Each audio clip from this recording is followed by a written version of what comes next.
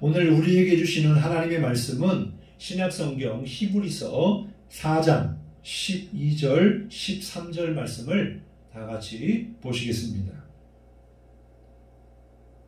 히브리서 4장 12절, 13절입니다. 같이 봉독합니다. 시작. 하나님의 말씀은 살아있고 활력이 있어 좌우에 날선 어떤 것보다도 예리하여 혼과 영과 및 관절과 골수를 찔러 쪼개기까지 하며 또 마음의 생각과 뜻을 판단하나니 지으신 것이 하나도 그 앞에 나타나지 않음이 없고 우리의 결산을 받으실 이의 눈앞에 만물이 벌거벗은 것 같이 드러나느니라. 아멘. 오늘 함께 은혜를 나눌 말씀의 제목은 믿음의 결산입니다. 오늘은 2020년 마지막 주일인 송년주일로 지키고 있습니다. 이 시간 말씀을 통해서 올 한 해 우리 교회와 우리의 신앙과 삶의 결산이 있음을 깨닫고 주님께 칭찬받는 그러한 은혜와 복이 있기를 주님의 이름으로 축원합니다. 은행은 매일 오후 4시가 되면 마감을 합니다. 우리는 보통 왜 이렇게 은행 문을 일찍 닫느냐고 불평할 수도 있겠지만 은행은 그 시간부터 진짜 일을 시작한다라고 볼 수가 있습니다. 바로 고객과 주고받은 현금을 정리하는 시제 마감을 한다는 거죠. 매일 전산망에 입력한 금액과 실제로 남아있는 금액을 비교해서 맞춰보는 것입니다. 이것이 잘 맞아야 퇴근을 할 수가 있는 거예요. 그래서 은행에서는 마감 시간부터가 진짜 일을 시작한다라고 말합니다. 가게들은 어떨까요? 마찬가지로 매일매일 일한 대로 또 고객을 맞이한 만큼의 그런 수익이 얼마가 났는지를 이렇게 보는 매출 결과를 이렇게 정산을 하죠. 기업들도 마찬가지입니다만은 연말이 되면 이 결산 때문에 굉장히 분주한 모습을 볼 수가 있습니다. 그러면 교회는 어떨까요? 마찬가지입니다. 매 주마다 결산을 하여 주계표를 작성하기도 하고 분기별로도 재정 보고를 하기 때문에 분기 결산을 하고 그리고 당회가 되면 한 해 동안 모든 것을 이렇게 결산을 하게 되는 것을 압니다. 결산이라는 말은 회계 용어로 일정 기간 동안 일어났던 수입과 지출을 마감하여 재산 상태를 알 수 있도록 계산하는 일이라고 합니다. 이 말이 일반 용어로도 확대되어 쓰이기도 하는데 바로 일정 기간 동안에 활동이나 업적을 모아다가 정리하고 마무리하는 일, 이것까지도 결산이다라고 사용을 합니다. 일반적으로 결산할 때 주목하는 것이 뭘까요? 일반적으로 계산할 때 주목하는 것이 흑자 났느냐 적자 났느냐일 것입니다.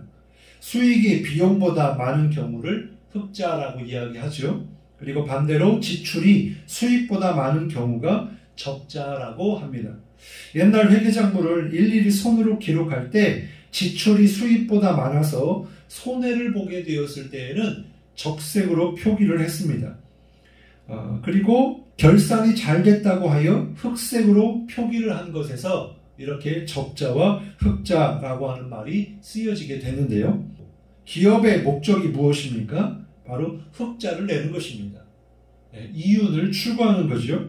그래서 수익과 손익을 따져서 목표를 달성했으면 성공한 것이고 달성하지 못했으면 실패인 것이죠. 초과 달성했으면 그에 상응하는 상여금을 주기도 하고 반대로 손해를 끼쳤으면 책임을 지게 되는 것을 보게 됩니다. 이것이 바로 결산에 따라서 상벌이 정해진다라는 거죠. 그래서 결산이 중요하다라는 것입니다. 그러면 우리 교회의 목적은 무엇일까요? 크게 교회는 세 가지의 목적이 있습니다.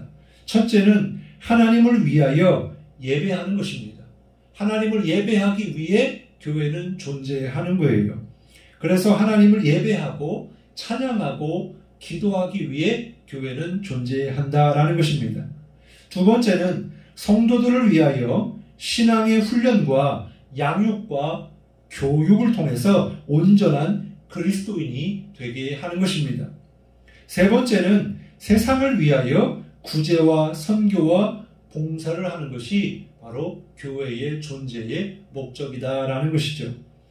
그래서 이 교회의 목적대로 주신 사명대로 잘 감당했으면 주님께 칭찬을 받게 될 것이고, 만약에 맡겨진 이 사명을 잘 감당하지 못했을 때에는 책망을 받게 될 것입니다. 교회 사이즈가 더 커졌냐, 또 결산액이 더 많아졌느냐, 그것에 이 칭찬과 책망이 달려있지 않고 교회의 사명을 잘 감당했느냐, 그것에 따라 칭찬과 책망이 받게 된다라는 것입니다. 과연 우리 교회는 주님께 칭찬받을 만한 교회인가, 책망받을 만한 교회인가, 우리가 한번 생각해 볼 필요가 있습니다. 특별히 올해는 코로나로 인하여 현장 예배를 드리지 못하고 성도들의 영적 성숙과 성장을 위하여 양육과 또 이 훈련과 교육을 하지 못했습니다. 그리고 구제와 선교와 봉사를 위해서 모이지도 못했고 나가지도 못했고 전하지도 못한 그런 한 해를 우리가 보냈습니다. 코로나19로 인한 정부의 지침을 우리가 따라야 되니까 주님이 이해해 주실까? 아니면 그럼에도 불구하고 교회의 목적을 다하지 못한 것에 책망하실까? 그것은 주님만이 아시리라고 생각을 합니다. 그러면 우리 개개인의 신앙은 어떨까요? 우리의 믿음을 주님이 결산하실 것이다 라는 것입니다. 오늘 본문에 보면 히브리서 4장 13절에 지으신 것이 하나도 그 앞에 나타나지 않음이 없고 우리의 결산을 받으실 이에 눈앞에 만물이 벌거벗은 것 같이 드러나느니라, 이렇게 말씀해주고 있습니다. 여기에 보면 지으신 것이 하나도 그 앞에 나타나지 않음이 없다라고 하는 말씀이 나오는데요. 무슨 뜻이겠습니까? 이 말씀은 어떤 피조물이라도 하나님 앞에서 예외 없이 다 모든 실체가 그대로 드러나게 된다라는 것이에요. 바로 하나님 앞에서의 결산이 있다라는 것입니다. 이것은 누구도 숨을 수도 피할 수도 없다라는 사실이에요. 인간이라면 하나님이 지은 모든 피조물들은 반드시 결산을 받아야 할 때가 온다라는 것입니다. 사람은 눈에 보이는 모습, 관계를 통해 경험한 그것만 가지고 보여지는 것으로 진짜다라고 착각할 때가 많이 있습니다. 그럴 수 있죠. 왜냐하면 성경에 보니까 사람은 외모를 보거니와 이렇게 말씀하고 있는 것처럼 사람은 정말 그 상대방의 내면의 그 중심을 우리는 깨뚫어 볼 수가 없습니다. 그런데 하나님은 사람의 중심을 깨뚫어 보신다라는 거예요. 이 말씀은 사람의 겉과 속 모두를 다 주님이 아신다라는 것입니다. 바로 오늘 말씀처럼 벌거벗은 것 같이 드러난다라고 하는 말씀처럼 주님 앞에서는 다 드러나게 된다라는 것입니다. 뿐만 아니라 12절 말씀처럼 하나님의 말씀은 살아있고 활력이 있어 좌우의 날선 어떤 검보다도 예리하여 혼과 영과 및 관절과 골수를 찔러 쪼개기까지 하며 또 마음의 생각과 뜻을 판단하신다라고 말씀해주고 있습니다. 하나님의 말씀을 기준으로 심판하신다는 거예요. 사람은 자기가 말한 것보다 감정에 의해서 또 다른 사람의 이야기를 듣고 이렇게 판단하고 또 눈에 보여지는 것, 자세한 내막을 알지 못한 채 잘못 판단할 때가 있습니다. 그래서 얼마 전에 TV를 통해서 죄가 없음에도 불구하고 이렇게 유죄를 판결받고 수십 년 동안 감옥에 있다 나온 그런 분의 기사를 보았습니다. 그러니까 사람은 아무리 공부를 많이 했고 또 검사가 나름대로 이 사람의 죄를 잘 이렇게 드러내서 이렇게 재판을 통해 유죄를 판결받고 이렇게 감옥에 보내서 좀 사람을 변화시키는 그런 목적을 가지고 그렇게 재판을 합니다만, 그러나 사람이 하는 일이기 때문에 완벽하지 않고 실수를 할 때가 있다는 거죠. 그런데 그 실수가 한 사람의 인생을 망가뜨릴 수 있음을 우리는 깨닫게 됩니다. 그런데 하나님은요, 당신의 감정대로 판단하시는 분이 아니라 하나님은 진리의 말씀의 잣대를 가지고 하나님이 하신 말씀을 가지고 그 기준으로 판단하신다라는 거예요. 그렇기 때문에 주님의 결산은 객관적이고 정확하다라는 것입니다. 그러면 주님은 우리를 평가하실 때 무엇을 보고 어떻게 평가하실까? 바로 믿음에 있습니다. 히브리서 11장 6절에 보면 믿음이 없이는 하나님을 기쁘시게 하지 못하나니 하나님께 나아가는 자는 반드시 그가 계신 것과 또한 그가 자기를 찾는 자들에게 상 주시는 이심을 믿어야 할지니라, 이렇게 말씀해 주고 있어요. 여기에 보면 믿음이 없이는 하나님을 기쁘시게 할 수 없다라고 말씀해 주고 있습니다. 그러면 믿음이 무엇일까요? 믿음은 바로 로마서 10장 16절 17절에 보니까 그러나 그들이 다 복음을 순종하지 아니하였도다. 이사야가 이르되 주여 우리가 전한 것을 누가 믿었나이까 하였으니 그러므로 믿음은 들음에서 나며 들음은 그리스도의 말씀으로 말미암았느니라, 이렇게 말씀해 주고 있어요. 믿음은 복음을 순종하는 것입니다. 말씀을 믿는 것입니다. 그래서 그 말씀을 들음으로 말미암아 우리 안에 주님의 믿음이 생긴다라는 거예요. 그러면 하나님의 말씀, 이 복음이 무엇입니까? 바로 예수 그리스도이십니다. 그분을 우리가 듣고 또 그분을 믿게 되었을 때 우리가 구원을 얻게 된다라는 거죠. 그래서 우리가 이 복음이신 이 예수님, 이 말씀이신 예수님, 어떤 주님을 우리가 믿는 것인가, 주님의 무엇을 믿는다는 것인가 라고 할 때에 히브리서 11장 6절에 말씀을 보니까 하나님께 나아가는 자는 반드시 그가 계신 것과 그랬어요. 바로 예수님이 지금도 살아 계신다라는 것을 믿는 것입니다. 그 주님이 바로 나를 위해서 이 땅에 오셨고, 그리고 나를 위해서 십자가에 달려 죽으셨고, 그리고 나를 위하여 사흘 만에 부활하셨고, 또 나를 위하여 하늘로 승천하셔서 나를 위하여 다시 오실 주님, 그 주님이 지금도 살아계시고 나와 함께 하신다라고 하는 것을 믿는 그 믿음을 이야기하는 것입니다. 또한 그가 자기를 찾는 자들에게 상 주시는 이심을 믿어야 할지니라 그랬어요. 무엇을 믿는다고요? 하나님을 위하여 하나님께 쓰임받는 사람, 주신 사명 잘 감당한 사람, 끝까지 믿음을 지킨 사람에게 승리의 면류관, 영광의 면류관을, 생명의 면류관을 씌워주시고 상급을 주시는 줄 믿으시기 바랍니다. 바로 그러한 믿음이 있는지 없는지 그것을 보고 평가하신다라는 것이에요. 성경이 말하는 우리의 믿음의 행위는 말 그대로 믿음을 바탕으로 한 행위를 말하고 있는 것입니다. 무조건 좋은 일, 선한 일을 했다고 해서 주님께 칭찬을 받는 것이 아니라 그 선한 행위가 믿음을 바탕으로 한 것이냐라고 하는 것이죠. 바로 우리가 하나님을 예배할 때에도 그 사람의 그 마음 속에 믿음으로 드려진 예배, 하나님 앞에 드려진 믿음의 예배를 주님께서 기뻐 받으신다라고 하는 것입니다. 또한 사랑도 마찬가지예요. 우리가 주님 앞에 서게 되었을 때 너는 사랑하였느냐? 성경은 말합니다. 우리에게는 사랑이 없습니다. 그리고 사랑은 성령의 열매라고 말씀해주고 있어요. 내가 사랑하겠다고 해서 사랑이 아니라 내 안에 사랑이 없기 때문에 나는 사랑할 수 없는 존재입니다.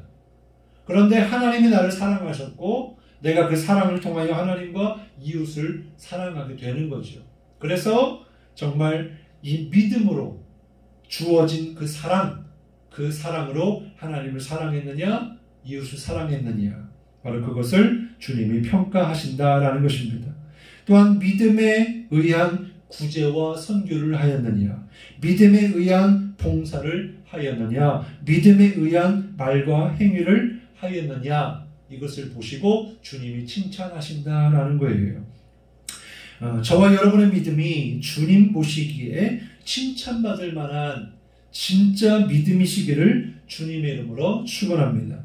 누가복음 19장 11절부터 27절까지에 보면 열문화의 비유가 나옵니다. 그리고 이 비유의 이야기가 마태복음 25장 14절부터 30절까지에도 나오는데요. 말씀해 보면 어떤 귀인이 먼 나라로 가게 되었을 때에 10명의 종들을 부릅니다.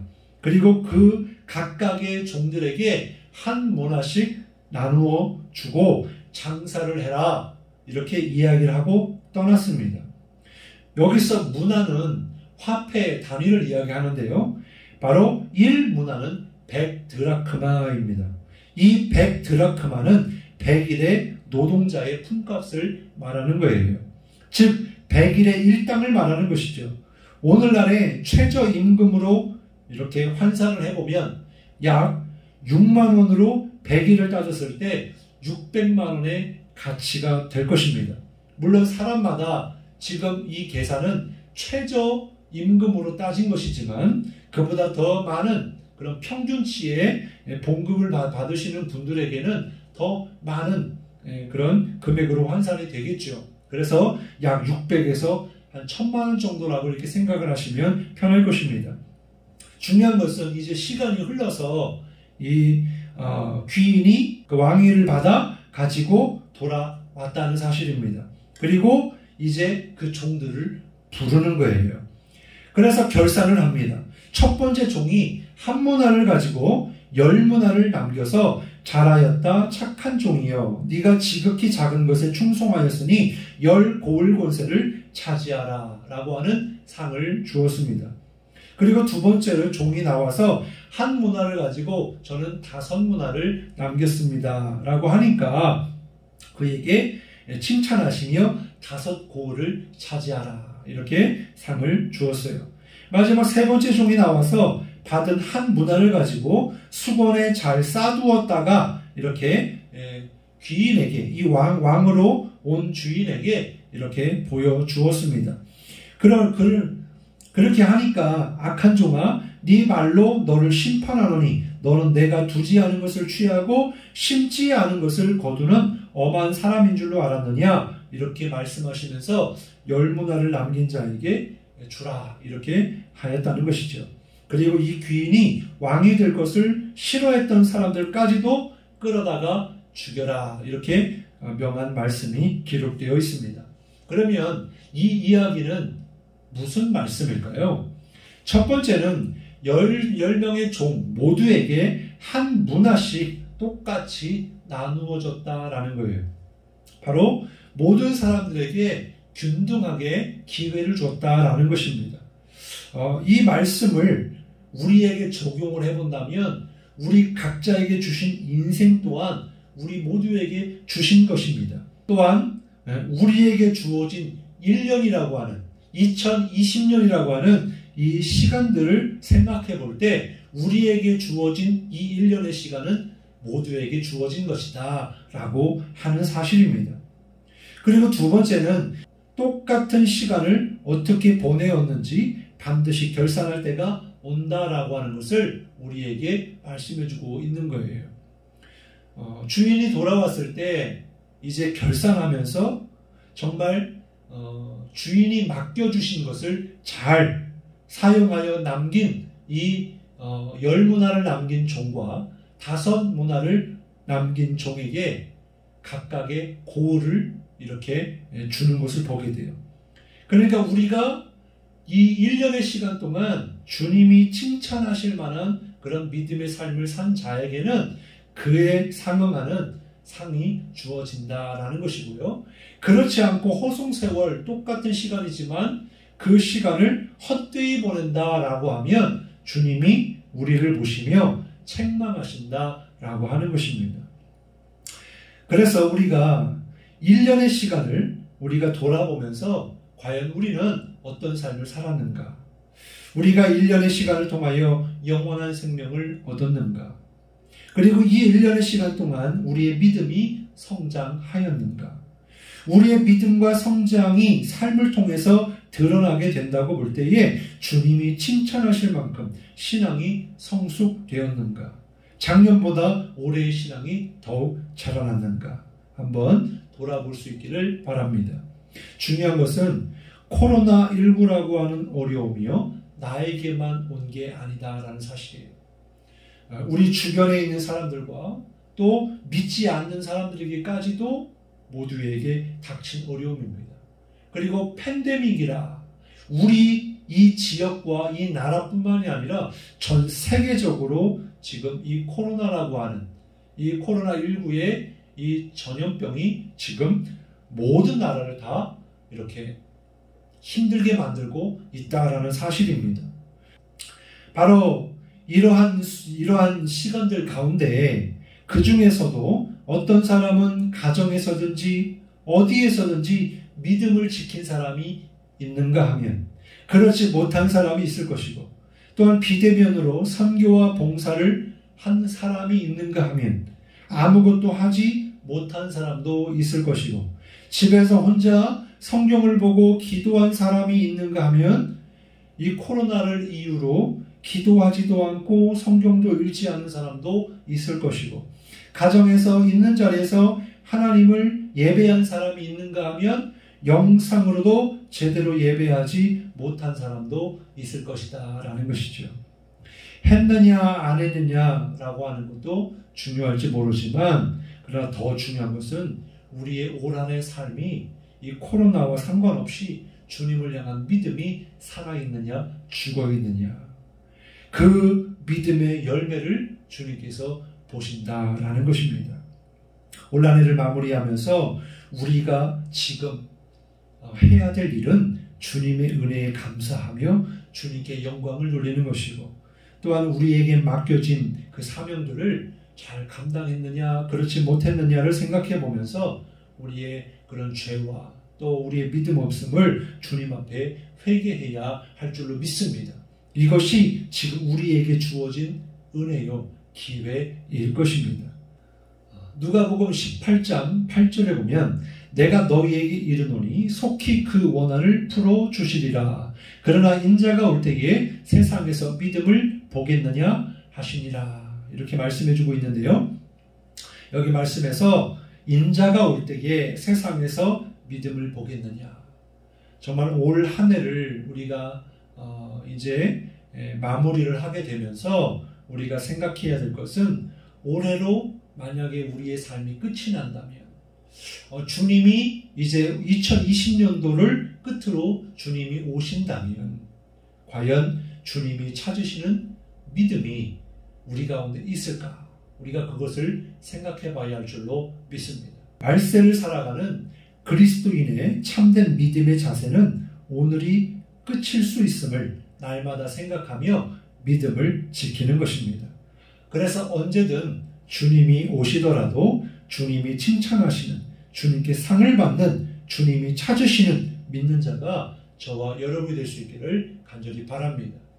우리가 만약 내일이 주어지고 새해가 우리에게 허락된다면 우리가 다시 한번 결단할 것은 하나님 앞에서의 온전한 믿음을 가져야 할 줄로 믿습니다. 그리고 우리가 날마다 주시는 말씀을 들을 때에 우리는 날마다 믿음과 결부시켜야 될 줄로 믿습니다. 히브리서 4장 1절 말씀해 보니까 그들과 같이 우리도 복음 전함을 받은 자이나 들은 바 그 말씀이 그들에게 유익하지 못한 것은 듣는 자가 믿음과 결부시키지 아니함이라.